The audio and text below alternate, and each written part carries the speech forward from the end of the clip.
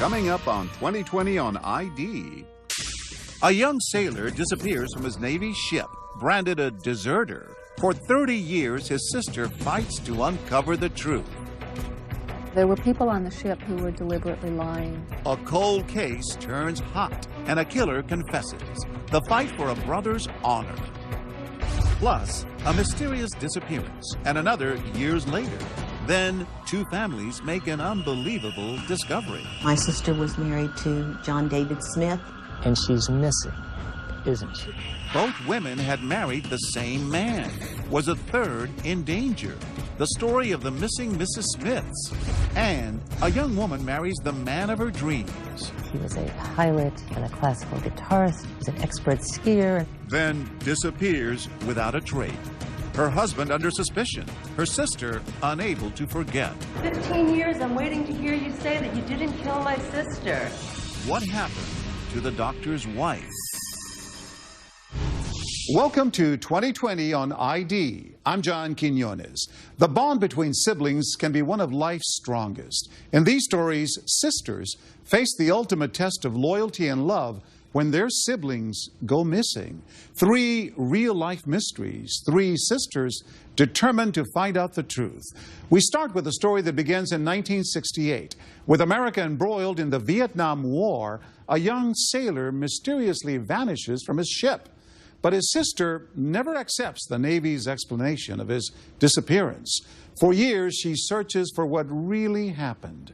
As John Miller first reported in 2001, it's a tale where a bit of luck and a lot of persistence changes everything. It was what they call a cold case, decades old and still an unsolved mystery. It's the story of a missing sailor, stolen money, and a sister who refused to believe her brother was a deserter and a thief. We almost never talked about him because it always came down to the unauthorized absence, deserter status, suspected of theft. But to his family, it didn't make sense. Andy Munns was a good kid. In Montclair, New Jersey, class of '61 at Montclair High. He loved backyard basketball and doing science experiments in his basement. He was very popular. We had 5 children in the family. Andy was the middle child, and he was the happy one. He was the one who everyone got along with. But after he vanished, it would take more than 30 years for Mary Lou Taylor to answer the question that hung like a shadow over her family and her brother's memory. What really happened to Ensign Andy Munns? To understand her journey, you must go back to 1968. The Vietnam War was raging. Across the South China Sea, Subic Bay served as a forward staging area for naval operations. Andy Munns was a brand new ensign on board the USS Cacpon, a Navy fueling ship. Mary Lou remembers a postcard home. It was happy, cheerful. Life's a great adventure. The crew was good. The ship was great. But on January 17, 1968, just 3 weeks after the ensign from New Jersey arrived, Andy Munns went missing. And not only had Andy, the ship's new paymaster, disappeared, so had $8,600 from the ship's safe. To investigators, the first theory was the most obvious. $8,000 could take a young sailor far away from an unpopular war, or not far at all, just outside the gates of the Navy base, Olongapo. It was a rough, steamy port town where booze and sex and crime blended with the background music. Sailors disappeared here regularly, either going AWOL, deserting, or becoming victims of foul play. As the years passed, Andy's parents deluged the Navy with letters and queries, but Andy's status didn't change. Deserter. And that took a toll. It broke my father's heart. I mean, he literally had a heart attack 3 years later. And I'm not blaming the Navy for his heart attack. But the fact is, it was harder, I think, than just losing a son. In the mid-'70s, after years of holding out hope that he might somehow return, Andy's family decided to have him declared legally dead. They wanted to have a memorial service, but when they asked if the Navy would supply an American flag to present to his family... Oh, no, they would never do that. That's for honorable discharges. Had the Navy come to the determination that Andy Munns was the victim of a murder on board the Cacapon, he would have been listed as killed in the line of duty during the Vietnam War. and he could have been memorialized here with honors at Arlington National Cemetery. But a generation after the war, the Munns family still was without answers, without a body, and in the eyes of the Navy, Andy Munns was still without honor. Mary Lou was determined to change that, but she would have to become more than just a loving sister. She would have to become a detective. And like any good investigator, she would need to catch a break. What was the first thing you did? I found a Vietnam veterans user group or bulletin board or something. And as I recall, it was something like, my brother was on the USS Cacapon. I have some names, but I need to know how to get in touch with these people. I need to find out what happened to them. I had literally been on that forum for about 20 seconds. In an astonishing stroke of luck, across the country in San Francisco, Tim Rosaire, a former Cacapon crewman, had just logged onto the bulletin board for the first time. I instantly knew what it was. And I wrote her back saying yes, and I may have been one of the last people to see him. Rosaire was ship's journalist. He published a newsletter, a kind of yearbook or the cruise book. Rosaire was actually using Andy's cabin during the day as his office and got to know the young ensign. Was sort of looking forward to, being in the Navy, and was very proud of being an officer. And there was something else. I knew him well enough to know that he wouldn't have stolen the money. Rosaire supplied Mary Lou with names and some photographs of the crew. She tracked down the captain, only to learn he had just died. But his wife remembered that Andy's disappearance had always haunted her husband. She said, I know my husband never got over that because he knew, I think that someone must have taken money from the safe and done something with your brother. Mary Lou had combed through the Navy's original reports of the investigation, and there were things that didn't add up. There were people on the ship who were deliberately lying to create a motive for why Andy would have left. Mary Lou learned that while $8,600 was missing, another $51,000 was still in the safe. If Andy had run off with the money, why not all of it? The Munns family wanted the case reopened. Essentially, every time we contacted the Navy, they said, if you have new evidence, you can... Substantial new evidence. Substantial evidence, then we'll reconsider. When we come back, Mary Lou catches a break and gets help from an unexpected source. We saw some things that didn't make a whole lot of sense. And finally learns the truth about her brother. He started motioning with his hands, and one of the other investigators came into the room and said he's confessing. Stay with us.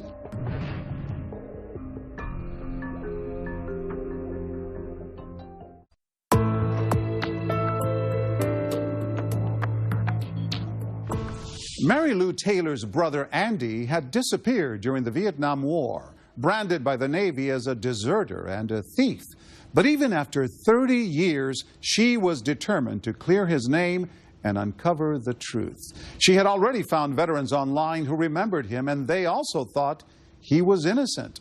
But to reopen the case, the Navy wanted new evidence. Once again, John Miller. In the mid-1990s, Mary Lou set out to find that evidence, to trace Andy's old shipmates from 1968. She began her long journey back into time in search of the truth. We looked in the bars, some of the houses of ill repute, tapped into informants that we had. We also, of course, checked on the base. She found Special Agent Ray McGady, the original investigator assigned to find Andy. He was retired and living in North Carolina. Her call reopened old wounds. I said, this is Mary Lou Taylor. I understand you investigated the disappearance of my brother in the Philippines in 1968. And he said, yes, I remember it very well. Probably better than any other case I've ever worked. You know, I see when you talk about that, you get emotional and choked up. Do you feel that the Navy let this kid down? I think that the Navy did everything it could at the time to try and resolve the issue.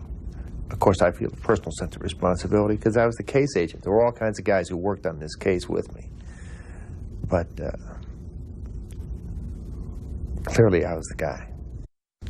But in 1997, McGady would, in a small way, return to the case that had haunted him for so long. He helped Mary Lou get Andy's file put in front of Pete Hughes, head of the newly created Cold Case Squad at the Naval Criminal Investigative Service. Mary Lou had turned up a number of new questions to which Hughes wanted answers. We saw some things that didn't make a whole lot of sense and caused us to want to reactivate the case. Hughes assembled a team of homicide investigators, including a criminal profiler. They studied the statements from 1968 and began re-interviewing crew members 30 years later. For the first time, the focus now shifted from theft to a homicide. What we want to do is know everything there is to know about the suspect in the case. Suspicion would focus on several former crew members. One was Michael LeBrun, who was living outside Kansas City, selling real estate. But in 1968, he worked in the dispersing office with Andy Munns, had access to the safe, and was one of the first to suggest that Munns may have deserted. He characterized him as immature. Basically, he came up with an idea that perhaps Ensign Munns had gone over the hill. But Pete Hughes knew without a body or any physical evidence, the only way to make a case was to get LeBrun to admit to the murder. It was tricky work. How do you get a confession on a 30-year-old murder? We talk about it being a terrible mistake, an accident. You haven't been able to talk about this, and this is your chance. We live in a forgiving society, and a lot of people are going to want to forgive you.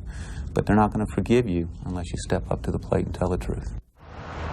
After 4 interviews with LeBrun, Hughes devised a new strategy. Mary Lou Taylor would attend the next interview with LeBrun. Why do they feel it was important that you be there? They were hoping that that might make it more likely that he would confess. But would it work? At first, Mary Lou watched through the one-way glass as the agents interviewed LeBrun in a room covered with more than a dozen enlarged photographs of the Cacapon, his shipmates, and Ensign Munns. Then something started to happen. LeBrun described in detail how he strangled Andy. It was like watching an old movie with an old silent film, but you could tell that something important was happening. There was a time when his body language changed. He started motioning with his hands, and one of the other investigators came into the room and said he's confessing. Then Mary Lou was brought into the room. Did you say, why did you do this? He talked a little bit about his, about being caught in a robbery. Stealing the money. Yeah. He said he just couldn't find a way out. He panicked and he decided to kill him. Investigators say to cover up the murder, LeBrun explained how he dumped the body in one of the ship's huge oil tanks. Andy's body was never found. He, at first, looked as if he were crying, but when he looked at me, there were no tears in his eyes. As she got up to leave, LeBrun made a request. Mary Lou couldn't believe what she was hearing. And he said, "May I give you a hug? Would that be okay?" And it was like the dumbest question I had ever heard. I said, no, I don't think so. No, I'm sorry, you can't hug me. Do you have anything to say to Mary Lou Taylor or the Munns family? LeBrun was charged with murder. He pled not guilty. Andy said in a statement to 2020 that intense psychological pressure and deceit from investigators forced him into admitting to a crime he did not commit. In part, a federal judge has agreed, ruling that prosecutors cannot use the videotaped confession because LeBrun's constitutional rights were violated. The judge found that LeBrun had been advised of his rights months earlier at several meetings, but not at the last interview, the day he allegedly confessed. The judge wrote, "It appears agents gradually overwhelmed LeBrun's will, lying about evidence against him and promising him he would not be prosecuted if he confessed." Without a legal and reliable confession, the government doesn't have much of a case. They are filing an appeal of the confession ruling, but Mary Lou says she got what she was really looking for. She finally learned what happened to her brother. And as for the man charged with killing him, I still don't care whether this man goes to jail. I really don't. unless I'm reading this wrong, it sounds like in some way you feel sorry for him. In some way, I feel like he's been paying for this all his life, whether he knows it or not.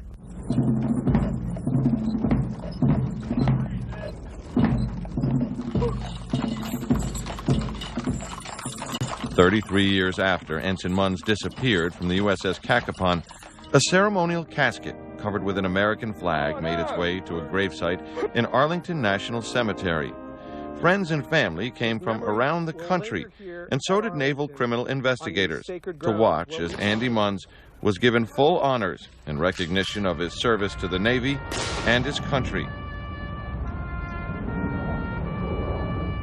Andy Munns is no longer a deserter, and the Navy finally gave Mary Lou that flag. I was just, on behalf of the grateful nation and proud Navy, this national ensign is presented in memory of your brother's honorable service to our country. This is what I would like my parents to have had 33 years ago. I'm very proud of my brother. He was a very honorable person.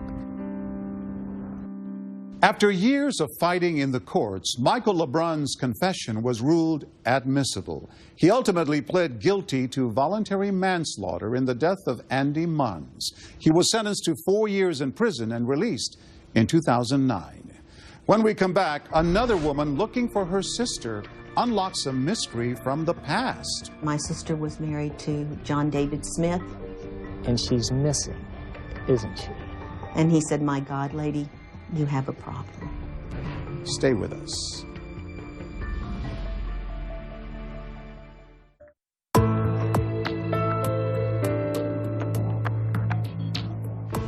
Just a year after getting married, a woman mysteriously disappears. Her sister is determined to find out what happened, and that mission, as John Miller first reported in 2001, leads to a mysterious box that holds the key to murder.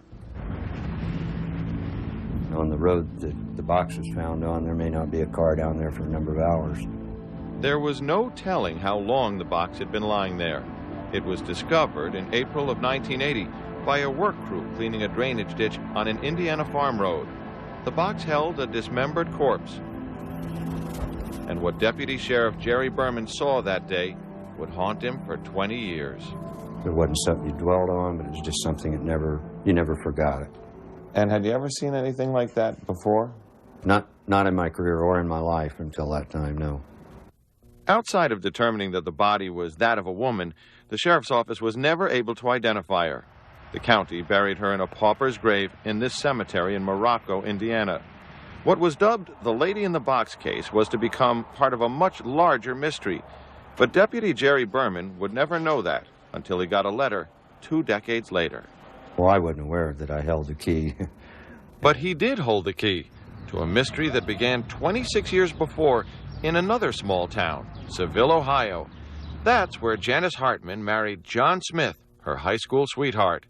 Her family described Janice as a free spirit and John Smith as a young man with a short fuse. The first time I met John Smith was at our old house on Dart Road, and him and I got into a chess game that ended up, I won, and the chess pieces ended up all over the floor. They actually, the board and everything got slammed right up against the wall. I took away that he had a temper like a match. It was instant, hot. It wasn't long before the marriage fell apart. 3 days after their divorce was final, Janice Hartman Smith got in her car outside this bar and drove away. It was November 17th, 1974. She was never seen again. But police say her car was found right here at John Smith's trailer. Sergeant Brian Potts later investigated the disappearance. It just seemed that if she did take off, she would have taken that car with her. She wouldn't have let, especially him, the man that she just divorced, have that car. So what really happened? Did Janice just take off? Or was she dead? And did John Smith kill her? Janice's family believed he did, but there was no hard evidence. 17 years passed. By 1991, John Smith was working as an engineer at this New Jersey plant, and he was married again. Betty Fran Gladden had become the second Mrs. John Smith. And little more than a year after they were married, she became the second Mrs. John Smith to vanish without a trace. Her daughter, Dina Weiss. I called up and I said, where's Mom? And he said, well, I thought she was with you. And he said, well, you know, I came home to a note on Tuesday that said that, you know, I'm going to be gone, feed the fish. Dina was in Texas, and Fran's sister, Sherry Davis, was in Indiana. They were frantic with worry, and they say even a week after Fran disappeared, they were still pushing John Smith to report it to police. But it wasn't until we said, we're coming, we're going to go do it ourselves, that he stopped on the way home from work and actually made the missing persons report. The missing persons case was assigned to Detective Mike Dansbury of the West Windsor, New Jersey Police. I made mention to Mike, I said, this is a 40-year-old bachelor. And Mike said, no, John's been married. And I said, Mike, where is his wife? He said, I don't know. It was a very young marriage, didn't work out. They separated. Dina and Sherry tried to find John's first wife, Janice. And when they couldn't, they found her brother, Gary Hartman, back in Ohio. Oh, man, that phone call. I'll never forget that feeling. And he said, what is this about? And I said, Mr. Hartman, I said, my sister was married to John David Smith. And she's missing, isn't she? And he said, my God, lady, you have a problem. My sister disappeared 17 years ago, never to be heard from again. John Smith moved again, this time across the country, where no one seemed to know about the mysteries of his past. Smith was working at a custom car shop in San Diego and renting an apartment in the home of Trevor and Sue Haywood. We liked him. He was probably one of the nicest guys I've ever met. If John was sketchy about his past, Sue wrote it off to a broken heart. He had a picture of Fran, his wife, in a frame, and according to Sue, he had quite a sad story to go with it. He told me that he never wanted to talk about it because he loved her very much and that she had cancer and that he nurtured her to her deathbed, unfortunately, and that it hurt him very much. John Smith apparently recovered pretty quickly. Before long, he met this woman, Diane Bertalin. We were all really happy that they got together and started dating, and then we were completely shocked when they told us they were getting married like 6 weeks later. That's right. Diane became the third Mrs. John Smith in September of 1998. Trevor was the best man. Then one morning in May of 1999, the FBI showed up on the Haywoods' doorstep. I was pretty shocked when he told me that the reason why they were here is because there was a possibility that John had murdered his 2 ex-wives. The FBI also grilled John Smith for hours that day, but they say he said he had no idea what happened to his missing wives. And later, when I tried to ask about them, he said even less. Mr. Smith, I have to ask you about the disappearances of your 2 wives. Don't you think it's strange that they both disappeared mysteriously? Pressure was mounting on John Smith. His third wife, Diane, filed for divorce and a restraining order, saying she was afraid of him. The FBI says they had a big break. This house in Seville, Ohio, had been the home of John Smith's grandparents, and the FBI found a source who they say actually saw the body of Smith's first wife, Janice, in a box that was hidden in this garage. It would have been June of 1979 that the source, granddad and this neighbor, observed the remains of John's wife, Janice. And they all kept quiet about it? Yes. And what was the last thing anybody saw of John Smith in this box? At that point, the box was last seen in the passenger seat of John's 1979 Corvette as he drove off with it. But where was the missing box? The FBI spent days playing hunches, even digging up another garage John Smith might have had access to, but no box and no body. Then Sherry came up with a plan to expand the search. I knew that letters had gone out within Ohio to coroners and sheriff's departments. I said, I think we need to spread out. Let's go Indiana. By that time, we had knowledge that John had indeed lived in Indiana. So Sherry spent an evening pulling up the address for every coroner and sheriff in Indiana.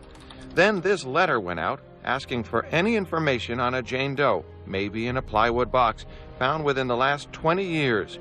One of the letters happened to land on the desk of, you remember, Jerry Berman, the Indiana deputy sheriff, who for 20 years had been haunted by the case of the lady in the box. What were the chances that the letter would find its way to the only cop who'd been around long enough to remember the case. It's fortunate for Wayne County, Ohio, that I still hadn't retired and went home and went fishing. Item 4, John Smith. On October 3rd, 2000, John Smith was arrested for the murder of Janice Hartman Smith. He pled not guilty. Smith went to trial, and prominently displayed was the wooden box prosecutors say John Smith built just days after Janice disappeared. He built the box to keep her, and he kept her for 5 years in his grandfather's garage. The stunner of the trial came when a witness, who asked not to be videotaped, revealed that he was the source who tipped off the FBI about the secret in the box. You know, I was hoping to bury this, but this thing just don't bury. It don't go away. You don't have the nightmares. I do. You see, that source turned out to be none other than John Smith's brother, Michael, who'd gotten curious about a box tucked away in their grandfather's garage. What part of the box did you find open? I would have pried the top up. What I found was what appeared to be legs. Human legs that had been cut off just below the kneecaps. Eventually, I came across a face, and it was Janice Hartman. So you didn't call the police? No, I called my brother. The reason I didn't call the police, I was scared to death. I thought I was part of a murder that I had nothing to do with. You know, I was there, I seen the box, I found the box, I opened the box, I called my brother, he came and got it. John Smith's attorney admitted Smith had possessed Janice Hartman's remains, but denied his client had killed her. Is there one witness who came in here and said Janice was afraid of John? At this period of time, they got along fine. The jury deliberated for 7.5 hours. As to the charge of the murder, the verdict is guilty. John Smith was handed a sentence of 15 years to life. For Gary Hartman, there was finally some relief. Now, everyone knows John Smith was a murderer. And what about Smith's second missing wife, Betty Fran? Her sister Sherry was allowed to address Smith at his sentencing. I would ask you just to look at me in the eye for 1 minute, because I have only one other thing to say to you. I can live with my last memory of my sister. Can you? For Sherry and Dina, this story is far from over. My only question is to John. Where's my mom? What'd you do with her? And then we'll stop. Justice will be served and we'll stop. John Smith is currently serving 15 years to life in an Ohio prison for the murder of Janice Hartman and is eligible for parole in 2019. As of 2013, the body of his second wife, Betty Fran, still has not been found, and her missing persons case remains open. When we come back, a young woman with the perfect husband. He was a pilot, he was a gourmet chef, he was an expert skier. But there was one thing her sister didn't know. This letter says that you are worried about her husband killing her. That's right. What happened to the surgeon's wife? Stay with us.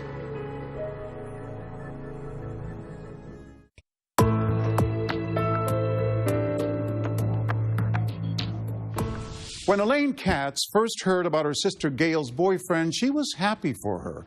He was the kind of successful, handsome doctor anyone would welcome into the family. But as John Miller first reported in 2000, the more Elaine learned about Dr. Robert Birnbaum, the more worried she grew. And when her sister vanished mysteriously, Elaine knew it had to be him. But how did he do it?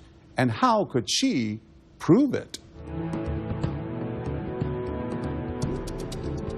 Elaine Katz confronts the man she believes murdered her sister. Bob, why don't you tell the cameras to the public how innocent you are? Bob, why don't you tell the public that you're innocent? Why don't you tell me that you didn't kill my sister? 15 years I'm waiting to hear you say that you didn't kill my sister. Dr. Robert Birnbaum emphatically denies killing his wife, but with charges of murder and two families pitted against each other, it's all turned very ugly. But it didn't start out that way. No, in the beginning, it was much more like a fairy tale. She was very happy, very much in love. To their friends and family, Gail Katz and Robert Birnbaum seemed like the perfect couple. They were close in age. They were both Jewish. She was interested in becoming a clinical psychologist. He was a doctor. In fact, Dr. Robert Birnbaum seemed almost too good to be true. He was a pilot. He was a gourmet chef and a classical guitarist, and he was an expert skier. She was so starry-eyed when she told me he took her up in a plane and flew over all of the bridges at night in Manhattan. And it was just as romantic and beautiful as could be. Gail's sister Elaine and her brother Stephen told me even before Gail married Robert Birnbaum, she hinted he had a dark side. And she would say, Bob is best on paper. And she was telling me that if you listed Bob's accomplishments, he sounded just perfect. But there was something wrong. He had high standards for everything. She was very thin, but never thin enough. She had to be, extremely careful. He would complain if her hair wasn't just perfect. In 1982, Gail Katz and Dr. Robert Birnbaum were engaged. Elaine says Gail had simply learned to live with her fiancé's extreme need for control. She would go to turn on a light switch, and he would put on the light switch. He couldn't even let her turn on a light. Ultimately, Elaine supported her sister's engagement, despite what she viewed as Birnbaum's insecurities and quirks, until late one night in 1982, when she says she received a hysterical call from Gail. She explained to me that Bob had tried to strangle the kitten in the toilet bowl. And he had the cat's head under the water, and he had his fingers around the throat of the cat. This was about a month before the wedding, and I looked at her and I said, so we're calling the wedding off? And she said no, that she loved him, and the cat was safe now, and she wouldn't get another animal, and he had done it because he was insecure about her love. Elaine told me that Gail swore her to secrecy about the cat incident, and later that year, Gail and Robert were married. And she convinced herself that she could be the perfect wife that would make him content, happy, change him. And they were happy, or at least appeared to be, until one day in November of 1983. In November of 1983, she files this police report. It reads, the defendant strangled her to the point at which she lost consciousness. Gail wasn't permitted to smoke. And apparently Bob had unexpectedly returned home. And she told me that he was so alarmed by the sight of her smoking that he had literally leapt over the couch and, strangled her, pushing her off her chair onto the floor. She had lost consciousness. So Gail convinced her husband to see a therapist, Dr. Michael Stone. And at the end of seeing him, did you have the impression that he was under control? No. I had the impression that he was not in good control, nor likely to become so. Dr. Stone said Birnbaum decided not to go forward with the sessions, but concerned for Gail's safety, Dr. Stone did something he says he's never done in 35 years of practice. He wrote a declaration for Gail to sign, stating that she was in danger and that he had warned her. The letter says, it's dated the 21st of November, 83, I have been advised by Dr. Stone that for reasons of my own safety, I should, at this time, live apart from my husband, Dr. Robert Birnbaum. It was a letter Gail's sister had not seen until I handed her a copy. If I do not heed this advice, I must accept the consequences, including the possibility of personal injury or death at the hands of my husband, and absolve Dr. Stone of responsibility for any such eventuality. This letter says that you are worried about her husband killing her. Yes. And that you're trying to warn her. That's right. When we come back, Dr. Stone's worst fears come true. Gail Katz disappears, and investigators come up with a bizarre theory.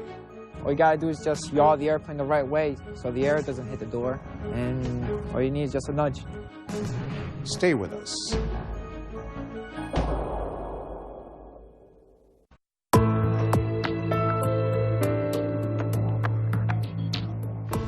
Gail Katz had married Dr. Robert Birnbaum with the highest hopes. But over the 3 years of their marriage, she grew increasingly frightened of his violent temper. Her therapist warned her that she was risking her life living with him, but she couldn't stay away. And that decision may have cost Gail her life. Once again, John Miller.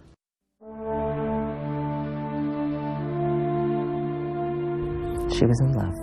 I know to you and I that probably sounds silly, but she still had her romantic vision. And her family believes that romantic vision blinded Gail to the real dangers they believe came to fruition that summer. Police reports say Dr. Robert Birnbaum told them that on July 7, 1985, he and Gail had an argument, and that she walked out, saying she was going to Central Park to cool off. She was never seen again. When Gail disappeared, her brother Stephen came to help in the search, but he says Bob seemed to be avoiding Gail's family. He wasn't spending time with us, grieving with us, worrying with us. You know, where is his wife? Where is my sister? Where is my parents' daughter? I knew at that point that Bob had said she left the apartment at 11 o'clock and, went to cool off after an argument. Meanwhile, the doorman had claimed not to have seen her. And at that point, I felt that Bob was responsible and that he had done something terrible. According to New York City police, Dr. Birnbaum told them on the afternoon his wife vanished, he stayed in their apartment till about 5:30, then drove to New Jersey to attend a family party, stopped to visit a friend who was going to medical school, and then he says he returned home to their apartment late that night. Hi, Jones, O'Malley here, 10 Squad. But Missing Persons Squad Detective Thomas O'Malley had his doubts. He knew that Birnbaum was a surgeon with access to surgeons' tools. O'Malley wanted to search the apartment and check the bathroom drain traps for traces of blood and tissue. But without enough evidence to get a warrant, O'Malley could only search where Birnbaum's lawyer allowed him to. They used this weird system where they would tell him as he was walking hot or cold, and it was the hot or the cold that meant that he couldn't continue to search where he was searching. With the case at a dead end, in 1986, it landed on the desk of Andy Rosenzweig, chief investigator at the Manhattan District Attorney's Office. When Rosenzweig went through the file, he noted that Dr. Birnbaum was a pilot. He wondered, if Birnbaum was a licensed pilot, did he fly on the day his wife vanished? Rosenzweig sent an investigator out to canvass small New Jersey airports, looking for the logbooks for July 7th, 1985, the day that Gail disappeared. Here at Essex County Airport, the investigator flipped open the logbooks and found this, an entry that says Bob Birnbaum signed out a Cessna 172 and flew for 2 hours on the day his wife vanished. And detectives say, in all the times they questioned him about his activities that day, he never mentioned the flight. Investigators believe Birnbaum killed Gail in their apartment in this building, that he wrapped up her body or body parts and carried it out one of 3 exits, loaded it into a car, and at some point took her to the airport. They believe he flew an hour out over the ocean. They believe that the surgeon dumped the body or body parts into the sea. One of Dr. Birnbaum's supporters argued to me that it would have been very difficult for one person to fly a plane like this one with no autopilot and still manage to reach across the cockpit, open a door, hold it against the wind, and shove out a 120-pound body. Marcus Jado is a flight instructor at Caldwell Flight School. Using a duffel bag with more than 100 pounds of sand, he showed me just how easy it could be to dispose of a body if you were an experienced pilot. It wasn't difficult at all. All you gotta do is just yaw the airplane the right way so the air doesn't hit the door, and all you need is just a nudge. Still, in 1986, without a body or a witness, prosecutors were reluctant to bring a charge of murder against Birnbaum. If the suspicions of Gail's family and investigators were true, had Robert Birnbaum committed the perfect murder? In the years since Gail's disappearance, Birnbaum had found a new life in Minot, North Dakota, where he was a doctor, admired by many. A very intelligent, very gifted individual. Lee Trotter, a surgeon at Trinity Health in Minot, was Birnbaum's closest colleague. He would travel around donating his time, his monies to help other people that did not have access to plastic surgery that they needed. But the case continued to haunt the DA's chief investigator, Andy Rosenzweig. 12 years had passed. Before he retired to Newport, Rhode Island, he reopened the Birnbaum case to see if new leads could be found. You're looking for gaps, things that weren't done. The DA's investigators interviewed Birnbaum's old friends and new friends. Prosecutors say they uncovered inconsistent statements Birnbaum allegedly made about his wife's disappearance. Finally, in 1999, the Manhattan District Attorney's Office presented the evidence to a grand jury. Robert Birnbaum was indicted on charges of murder. With his new wife at his side, he returned to New York and surrendered. Dr. Birnbaum, we've been trying to talk to you for a while, or arranged to talk to you, and in the name of fairness, we have to ask you, did you kill your wife? I made several attempts to get Dr. Birnbaum to tell his side of the story, but he remained silent. And doctor, you have nothing to say about this? You know, they've charged that you took her in an airplane. He has no comment. And threw her out? He's in the middle of a prosecution. I'll say what we have to say in court. And after the trial, then you'll see that my client will be found not guilty. Thank you. In court papers, Birnbaum's lawyer, Scott Greenfield, has argued while Gail did vanish, there is no evidence that she's dead. And if she is, he argued that Gail had extramarital affairs, that she could have been killed by a boyfriend, that 4 years earlier she had attempted suicide, so she could have killed herself. Judge Leslie Crocker Snyder denied the motion to dismiss the charges for lack of evidence, but even so, Dr. Birnbaum's friends don't believe he could have done it. The Bob Birnbaum I know is not capable of doing such a thing. He told me point blank, he said, Lee, I did not do this thing. But Gail's family hopes Birnbaum will be convicted. But for them, even that will not fill the void. My sister will never be there to help me through the hard times, to enjoy the good times, to hear her nephew and niece call her Aunt Gail, and no guilty verdict, no anything will ever change any of that. In November of 2000, Dr. Robert Birnbaum was found guilty of murdering Gail Katz and was sentenced to 20 years to life. He's filed and lost several appeals, but he plans to continue trying to overturn his conviction. He will be eligible for parole in the year 2020. Meantime, Gail's sister Elaine Katz started Gail's Fund, which works to promote justice for women and families and tries to eradicate domestic violence. Thank you for watching us. I'm John Quinones. Join us next time for another edition of 2020 on ID.